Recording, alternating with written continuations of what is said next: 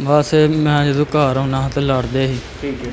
ਤੇ ਜਦੋਂ ਮੈਂ ਕੰਮ ਤੋਂ ਆਉਣਾ ਬਾਹਰੋਂ ਤੇ ਉਹਨੇ ਆਖਣਾ ਚੱਲ ਘਰੋਂ ਨਿਕਲ ਜਾ, ਔਰ ਉਹਨਾਂ ਨੇ ਕੁਹਾੜੀ ਚੁੱਕ ਲਈ, ਕੱਪੜੇ ਮੇਰੇ ਪਾੜਤੇ। ਕਤਲ ਕਿਵੇਂ ਕੀਤਾ? ਬਸ ਸੁੱਤੇ ਸੀ, ਮੈਂ ਬਾਹਰ ਖਲੋਤਾ, ਕੰਧ ਨੀਵੀਆਂ ਸੀ, ਬਾਹਰ ਖਲੋ ਕੇ ਮਾਰੇ ਕਿ ਅੰਦਰ ਗਿਆ ਤੇ ਕਿਤੇ ਮੈਨੂੰ ਫੜ ਕੇ ਮੈਨੂੰ ਨਾ ਮਾਰ ਦੇਣ। ਮੈਨੂੰ ਦੱਸ ਕਿ ਜਿਹੜੇ ਪੁੱਤਰਾਂ ਦੇ ਖਵਾਹਾ ਹੁੰਦੇ ਨੇ ਕਿ ਸਾਨੂੰ ਪੁੱਤਰ ਚਾਹੀਦਾ, ਤੇਰੀ ਇਹ ਵੀਡੀਓ ਵੇਖ ਕਿਉਂ ਕਹਿਣਗੇ ਸਾਨੂੰ ਪੁੱਤਰ ਚਾਹੀਦਾ?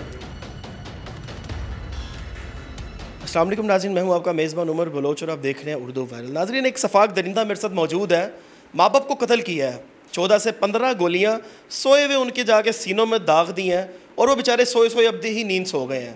नाज़रीन, दोस्तों के कत्ल, बहनों के कत्ल, भाइयों के कत्ल तो बड़े आपने सुने, मैंने सारे प्रोग्राम आपको दिखाए, लेकिन आज जो मैं केस करने जा रहा हूँ ये खुद मेरा दिल फट रहा है। ये ऐसा केस है, मैं तो अपने माँ बाप, मेरी जन्नत है, मैं उनको देखता हूँ मुझे सुकून मिलता है, लेकिन इस नौजवान ने अपने सुकून को, अपनी जन्नत को, अपने माँ बाप को मौत के घाट उतार दिया। क्या वजह बनी ऐसी?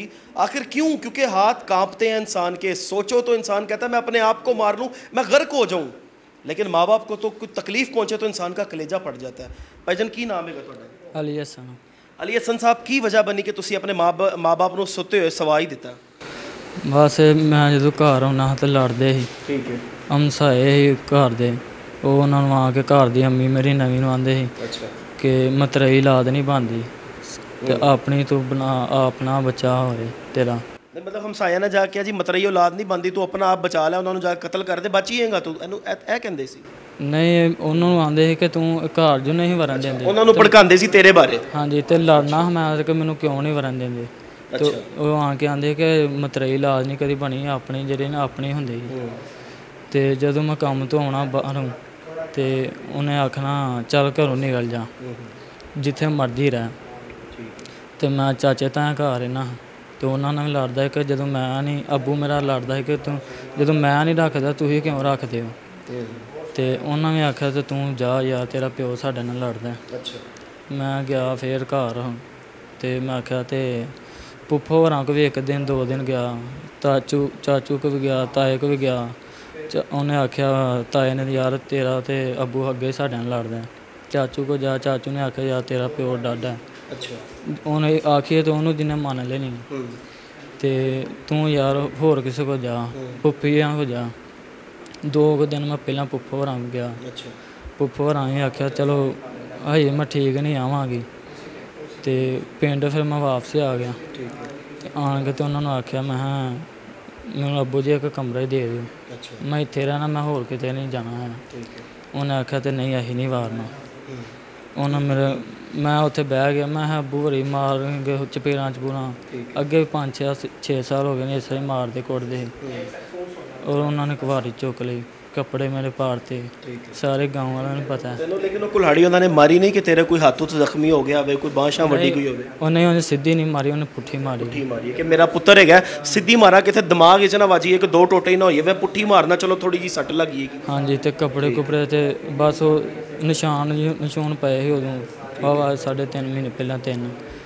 ਤੇ ਬਸ ਫਿਰ ਮੈਨੂੰ ਗੁੱਸਾ ਉਸ ਰਾਤ ਦੇਣ ਆਇਆ। ਗੁੱਸਾ ਆਇਆ, ਉਸ ਤੋਂ ਬਾਅਦ ਕੀ ਕੀਤਾ? ਫਿਰ ਸ਼ਾਮ ਨੂੰ ਸੁੱਤੇ ਸੀ, ਮੈਂ ਉਹਨਾਂ ਨੂੰ ਕਤਲ ਕਰ ਦਿੱਤਾ। ਕਤਲ ਕਿਵੇਂ ਕੀਤਾ? ਬਸ ਸੁੱਤੇ ਸੀ, ਮੈਂ ਬਾਹਰ ਖਲੋਤਾ, ਕੰਧ ਨੀਵੀਆਂ ਸੀ, ਬਾਹਰ ਖਲੋ ਕੇ ਮਾਰੇ ਕਿ ਅੰਦਰ ਗਿਆ ਤੇ ਕਿਤੇ ਮੈਨੂੰ ਫੜ ਕੇ ਮੈਨੂੰ ਨਾ ਮਾਰ ਦੇਣ। ਠੀਕ ਹੈ। ਕਿੰਨੇ ਫੈਰ ਮਾਰੇ? 14-15 ਫੈਰ। ਇੱਕ ਫੈਰ ਨਾਲ ਵੀ ਬੰਦਾ ਮਰ ਜਾਂਦਾ। ਇੰਨਾ ਗੁੱਸਾ ਹੈਗਾ ਸੀ ਦਿਲ 'ਚ ਕਿ ਤੂੰ ਆਪਣੀ ਜੰਨਤ ਤੇ ਜੰਨਤ ਦਾ ਦਰਵਾਜ਼ਾ ਤੂੰ ਦੋਵਾਂ ਨੂੰ ਪਮਾਲ ਕਰ ਦਿੱਤਾ। ਬਸ ਮੈਂ ਆਖਿਆ ਕਿ ਮੈਂ ਅੰਮੀ ਨੂੰ ਮਾਰ ਦੇਣਾ। ਅੱਛਾ। ਤੇ ਉਹ ਗਾਲਾਂ ਕੱਢਦੀ ਤੇ ਘਰ ਨਹੀਂ ਵਰਨ ਦਿੰਦੀ, ਅੱਬੂ ਨੂੰ ਪਤਾਉਂਦੀ ਸੀ ਤੇ ਅੱਬੂ ਨੇ ਆਖਿਆ ਜੇ ਤੂੰ ਇਹਨੂੰ ਕਰੇਂਗਾ ਤਾਂ ਮੈਂ ਤੈਨੂੰ ਕਰ ਦਾਂਗਾ। ਅੱਛਾ। ਤੇ ਤੂੰ ਕਿਹਾ ਫਿਰ ਦੋਵਾਂ ਨੂੰ ਹੀ? ਤੇ ਉਹਨਾਂ ਪਲਾਨ ਬਣਾਇਆ ਸੀ ਤੇ ਮੈਂ ਫਿਰ ਜਦੋਂ ਮਾਰਤਾ, ਮੈਂ ਇਹਨੂੰ ਮਾਰਾਂਗਾ ਤੇ ਕੱਲ੍ਹ ਨੂੰ ਪਿਓ ਮੈਨੂੰ ਮਾਰ ਦੇਗਾ। ਤੇ ਤੂੰ ਕਿਹਾ ਚਲੋ ਦੋਵਾਂ ਨੂੰ ਮਾਰ ਦੇ। ਮੈਂ ਡਰਦਿਆਂ ਫਿਰ ਪਿਓ ਨੂੰ ਵੀ ਮਾਰਤਾ। ਅੱਛਾ, ਪਿਓ ਸਕਾ ਹੈਗਾ ਸੀ? ਹਾਂਜੀ। ਹਲਾਲ ਤਰੀਕੇ ਨਾਲ ਤੈਨੂੰ ਪੈਦਾ ਕੀਤਾ ਸੀ ਉਹਨੇ? ਹਾਂਜੀ। ਜਦੋਂ ਬੱਚਾ ਪੈਦਾ ਹੁੰਦਾ ਹਸਪੀਟਲ ਵਿੱਚ, ਜਦੋਂ ਦਾਈਆਂ ਹੁੰਦੀਆਂ, ਜਿਹੜੀਆਂ ਨਰਸਾਂ ਹੁੰਦੀਆਂ, ਕਹਿੰਦੀਆਂ ਸਾਨੂੰ ਮਿਠਾਈ ਦੇਵੋ ਤੇ ਇਨਸਾਨ ਦਿੰਦਾ। ਹਾਂਜੀ। ਠੀਕ ਹੈ ਨਾ, ਬੰਦਾ ਮਿਠਾਈ ਦਿੰਦਾ, ਮੇਰੇ ਘਰ ਪੁੱਤਰ ਹੋਇਆ, ਲੋ ਪੜੋ ਜੋ ਜਿੰਨੀ ਮਰਜ਼ੀ ਮੇਰੀ ਪੂਰੀ ਜਾਇਦਾਦ ਲੈ ਲਵੋ, ਮੇਰੇ ਘਰ ਪੁੱਤਰ ਹੋ ਗਿਆ, ਮੇਰੀ ਨਸਲ ਟੋਰੇਗਾ ਅੱਗੇ, ਮੇਰੇ ਸਿਰ ਦਾ ਤਾਜ ਬਣੇਗਾ, ਮੈਨੂੰ ਇੱਜ਼ਤਾਂ ਦਿਵਾਏਗਾ ਮੇਰਾ ਪੁੱਤਰ। ਹਾਂਜੀ। ਤੇ ਤੂੰ ਕੀ ਕੀਤਾ ਭਰਾਵਾ? ਬਸ ਉਹ ਤੁਰ ਗਿਆ ਸੀ, ਉਦੋਂ ਮੈਂ 6 ਮਹੀਨਿਆਂ ਦਾ ਹਾਂ, ਜਦੋਂ ਲੜ ਲੁੜ ਕੇ ਪੈਲੀ ਪੂਲੀ ਘਰ ਡੰਗਰ ਵੇਚ ਕੇ ਤੁਰ ਗਿਆ ਸੀ ਤੇ ਅੰਮੀ ਮੇਰੀ ਨੂੰ ਤਲਾਕ ਦੇ ਦਿੱਤੀ। ਤੇ ਅੰਮੀ ਜ਼ਿੰਦਾ ਹੀ ਪਹਿਲੀ? ਹਾਂਜੀ। ਉਹ ਆਂਦੇ ਨੇ ਮਿਲਣ ਤੈਨੂੰ? ਨਹੀਂ, ਮੇਰੇ ਖਿਆਲ ਉਹਨਾਂ ਨੇ ਵੀ ਕਿਹਾ ਹੋਗਾ ਕਿ ਸਾਡੇ ਵੱਲੋਂ ਫਾਰਗ ਹੈਗਾ। ਬਸ ਉਹਨੂੰ ਪਿਓ ਨੇ ਨਹੀਂ ਨਾ ਉਹਨਾਂ ਨੂੰ ਦਿੱਤਾ, ਮਾਂ ਤੇ ਆਂਦੀ ਹੁੰਦੀ ਦੇ। ਲੇਕਿਨ ਯਾਰ ਅਲੀ ਹਸਨ ਸਾਰੀਆਂ ਗੱਲਾਂ ਸਾਈਡ ਤੇ, ਤੂੰ ਆਪਣੇ ਮਾਪਿਓ ਦਾ ਕਤਲ ਕੀਤਾ, ਭਾਵੇਂ ਮਾਂ ਤੇਰੀ ਮਤਰਈ ਸੀ ਲੇਕਿਨ ਮਾਂ ਤੇ ਹੈਗੀ ਸੀ ਨਾ। ਹਾਂਜੀ, ਗਲਤੀ ਹੋ ਗਈ ਬਹੁਤ ਵੱਡੀ। ਪਿਓ ਜਿਹੜਾ ਆਪਣੇ ਸਿਰ ਦਾ ਤਾਜ ਹੁੰਦਾ ਹੈ, ਜਿਹੜਾ ਇੱਕ ਬੜਾ ਸ਼ੈਲਟਰ ਪ੍ਰੋਟੈਕਟਰ ਹੁੰਦਾ ਹੈ ਤੁਹਾਡਾ। ਤੁਹਾਨੂੰ ਕੋਈ ਮੁਸੀਬਤ ਜਦੋਂ ਪਵੇ ਤੇ ਤੁਹਾਡਾ ਸਭ ਤੋਂ ਪਹਿਲੇ ਪਿਓ ਅੱਗੇ ਆਂਦਾ ਕਿ ਮੇਰੀ ਔਲਾਦ ਤੇ ਕਿਸੇ ਕਿਸਮ ਦੀ ਖਰਾਸ਼ ਵੀ ਨਾ ਆਵੇ। ਠੀਕ ਹੈ, ਉਹਨੇ ਤੇਰੀ ਕਦੀ ਤੇ ਤੈਨੂੰ ਪਿਆਰ ਕੀਤਾ ਹੋਏਗਾ, ਹਾਂਜੀ, ਤੈਨੂੰ ਪਾਲਿਆ ਹੋਏਗਾ, ਹਾਂਜੀ, ਤੂੰ ਪੈਸੇ ਵੀ ਮੰਗੇ ਹੋਣਗੇ, ਉਹਨੇ ਪੈਸੇ ਵੀ ਦਿੱਤੇ ਹੋਣਗੇ, ਦਿੱਤੇ, ਤੈਨੂੰ ਆਪਣੇ ਮੋਢਿਆਂ ਤੇ ਵੀ ਬਿਠਾਇਆ ਹੋਏਗਾ।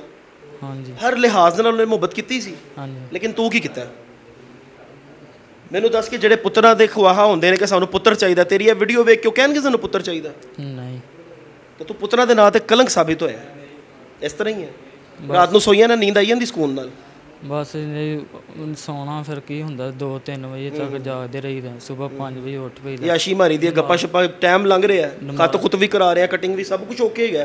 ਅਹਿਸਾਸ ਕੋਈ ਦਿਲ 'ਚ ਹੈਗਾ, ਕੋਈ ਥੋੜੀ ਜਿਹੀ ਗੈਰਤ ਹੋਵੇ ਕਿ ਅੱਲਾ ਨੂੰ ਕੱਲ ਨੂੰ ਮੂੰਹ ਵਹਾਣਾ, ਜਦੋਂ ਅੱਲਾ ਦੀ ਉੱਤੇ ਕਚਹਿਰੀ ਲੱਗੇਗੀ ਤੇ ਇੰਨੇ ਵੱਡੇ ਵੱਡੇ ਜਿਹੜੇ ਗੁਰਜ਼ ਹੋਣਗੇ ਉਹ ਫਰਿਸ਼ਤੇ ਮਾਰਨਗੇ ਤੇ ਕੀ ਕਹੇਗਾ, ਕੀ ਜਵਾਬ ਦੇਗਾ ਪਿਓ ਨੂੰ? ਉੱਥੇ ਤੇ ਪਿਓ ਆਏਗਾ ਨਾ, ਅੱਲਾ ਨੇ ਕਿਹਾ ਕਿ ਸਭ ਕੁਝ ਉਠਾਊਂਗਾ ਦੁਬਾਰਾ ਮੈਂ। ਹਾਂਜੀ। ਕੀ ਪੈਗਾਮ ਦੇਗਾ ਲੋਕਾਂ ਨੂੰ? ਬਸ ਇਹ ਕਹਾਂਗਾ ਕਿ ਮਾਂ ਪਿਓ ਜਿੱਡਾ ਮਰਜ਼ੀ ਭੈੜਾ ਉਹਦੀ ਖਿਦਮਤ ਕਰੋ, ਇੱਕ ਕਦੀ ਕੰਮ ਨਾ ਕਰੋ, बाद ਚ पछतावा बहुत होता है। नहीं नाज़रीन, बाद में पछतावा होता है, लेकिन इस सफाक दरिंदे ने अपने माँ बाप का कत्ल किया, उनको कम से कम 14 फायर मारकर।